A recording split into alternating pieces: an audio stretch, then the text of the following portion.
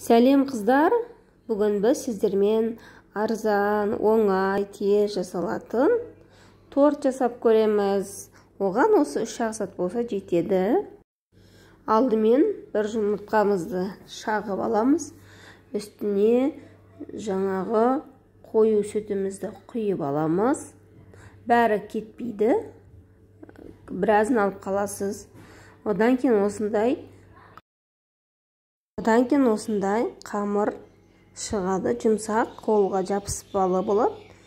Оған әбіржудің қажеті жоқ. Осылай ұндап, жан-жағын реттеп, бір формаға келтіріп, 6 бөлікке бөліп аламыз. Мінекей.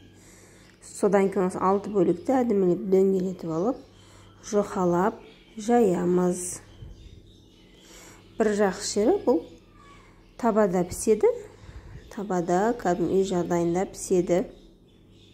Мінекей лаваш сияқты жұқа қамырларымыз дайын болды. Бұлар жаңағы сгущенкамен піскеннен кейін өте тез жұмсақ болады. Дәмі сүт тығыз торттың дәміне келеді.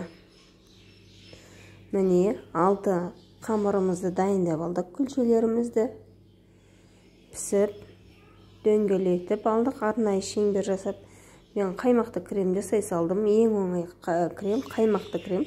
Қаймақты аласыз да шекермен жақсы араластырасыз, крем пайда болады.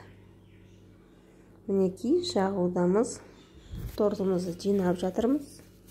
Әрлеп, жан-жағын бәрін реттеп, мінекей осындай әдемі, лезде, арзан құрамы торт болды.